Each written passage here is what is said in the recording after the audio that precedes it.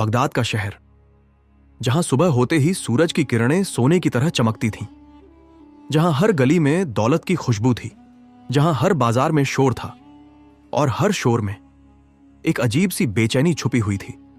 लोग भाग रहे थे, कमाने के लिए, बचाने के लिए, छुपाने के लिए।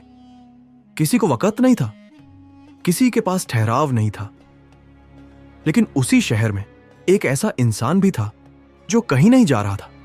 वो बस एक ही जगह बैठा रहता था। उसका नाम था रहीम बख्श। वो बाजार के एक कोने में एक पुराने सूखे पेड़ के नीचे बैठा रहता था। पेड़ की टेढ़ी मेढ़ी शाखाएं जैसे उसकी जिंदगी की कहानी कहती थीं। रहीम की आंखें अब इस दुनिया को नहीं देख पाती थीं, लेकिन उसका चेहरा अजीब सी शांति से भरा हुआ था, जैसे उसने दुनिया से उम्मीद करना छोड़ दिया हो। उसके कपड़े फटे हुए थे, इतने पुराने कि कपड़ा कम, पैबंद ज्यादा दिखते थे। उसका शरीर कमजोरी से कांपता रहता, लेकिन उसकी आवाज अब भी नरम थी। वो किसी से भीख नहीं मांगता था, बस बैठा रहता। अगर कोई कुछ दे देता तो वो धीरे से कहता, खुदा तुम्हें सुकून दे। और अगर कोई उसे धक्का देकर निकल जाता तो वो चुप रह जाता। बाजार के लोग उसे जानते थे, उसे अंधा फकीर कहते थे। लेकिन एक बात हर कोई मानता था, यह आदमी भूखा रह सकता है, लेकिन बेईमान नहीं बन सकता। इसीलिए जब दुकानदार नमाज के लिए जाते तो अपना सोना, चांदी, यहां तक कि कीमती सामान भी उसके पास छोड़ जाते। उन्हें भरोसा था, लेकिन जिस इंसान पर सबको भरोसा था, उसकी भूख का ख्याल किसी को नहीं था। दिन बीतते रहे, जिंदगी चलती रही और रहीम बस बैठा रहा। एक दिन बगदाद का सुल्तान भेष बदलकर शहर में निकला। वो देखना चाहता था उसकी रियाया कैसे जी रही है। उसने साधारण कपड़े पहने, चेहरे पर धूल लगाई और भीड़ में खो गया। घूमते घूमते उसकी नजर रहीम पर पड़ी। वो रुक गया, कुछ देर तक बस उसे देखता रहा। तभी एक अमीर सौदागर आया। उसने अपनी भारी थैली रहीम के पास रखी और बिना कुछ कहे चला गया। रहीम चुप रहा।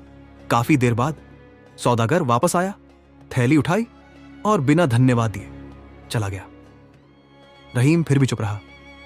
सुल्तान के दिल में कुछ चुभा। यह आदमी आखिर है कौन? वो उसके पास गया। सलाम। रहीम ने सिर उठाया। वालेकुम सलाम। कौन हो बेटा? सुल्तान बोला। मैं एक मुसाफिर हूं, लंबा सफर है, डर है कहीं लूट ना जाऊं। फिर उसने अपनी कमर से एक मखमली पोटली निकाली।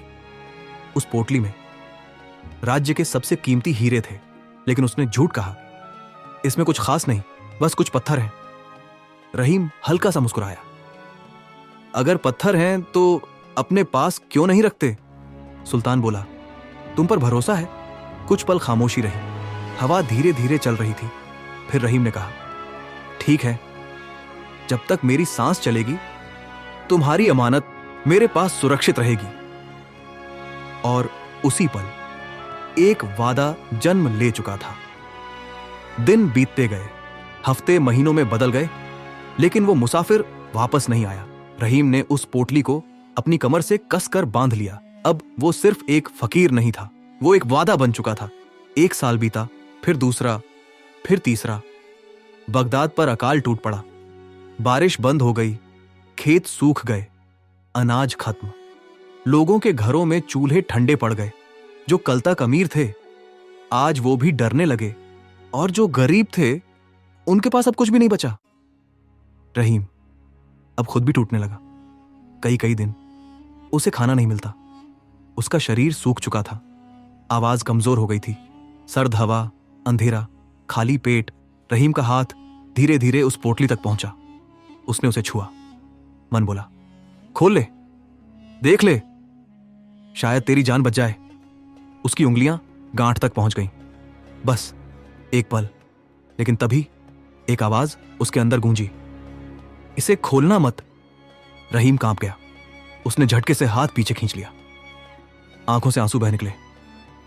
नहीं, मैं भूखा मर जाऊंगा, लेकिन वादा नहीं तोड़ूंगा। वक्त और बेरहम हो गया। लोग उसे पागल कहने लगे। कुछ उसे धक्का देते, कुछ हंसते, कुछ लुटेरे आए। उन्होंने उसे घेरा। निकाल, क्या छुपा रखा है? उन्होंने उसे पीटा, घसीटा, लेकिन रहीम अपने शरीर से पोटली को ढककर लेट गया। मार डालो मुझे, लेकिन ये नहीं दूंगा। लुटेरे थक गए, उसे छोड़कर चले गए। रहीम खून में लथपथ पड़ा था, लेकिन उसके चेहरे पर एक हल्की मुस्कान थी। रहीम अब एक जिंदा लाश बन चुका था, लेकिन उसकी जुबान पर बस एक ही बात थी, वो आएगा। उधर सुल्तान वापस लौटा, उसे सब याद था। वो भागा, बाजार गया, लेकिन रहीम वहां नहीं था। लोगों ने कहा, मर गया होगा, खंडर में पड़ा है। सुल्तान दौड़ा, खंडर में पहुंचा, और जो उसने देखा उसकी रूह कांप गई। रहीम मिट्टी में पड़ा था, सांसें टूट रही थीं, लेकिन उसके हाथ अब भी पोटली पर जकड़े थे। सुल्तान रो पड़ा। मैं आ गया अपनी अमानत लेने। रहीम के होंठ हिले। मुझे पता था तुम आओगे। उसने पोटली दी, मैंने नहीं खोली। सुल्तान ने पोटली खोली, हीरे चमक उठे, लेकिन उस दिन दौलत नहीं, ईमानदारी चमकी थी। सुल्तान उसे महल ले गया, इलाज हुआ, दरबार लगा, और सुल्तान ने कहा, आज से सबसे अमीर इंसान ये है। रहीम मुस्कुराया। मुझे दौलत नहीं चाहिए, मुझे बस मेरा सुकून चाहिए। उस दौलत से गरीबों के लिए जगह बनाई गई, और रहीम फिर उसी पेड़ के नीचे बैठ गया। लेकिन अब लोग उसे फकीर नहीं कहते थे, वो कहते थे, ये वो इंसान है जिसने भूख से लड़कर अपने वादे को जिंदा रखा। जब इंसान के पास सब कुछ पाने का मौका हो और वो फिर भी सही रास्ता चुने, वही असली अमीरी होती है। अगर आपको ये कहानी सच्ची और दिल को छू जाने वाली लगी हो तो लाइक करो, कमेंट में अपनी राय बताओ, और ऐसी और कहानियों के लिए चैनल को सब्सक्राइब जरूर करना।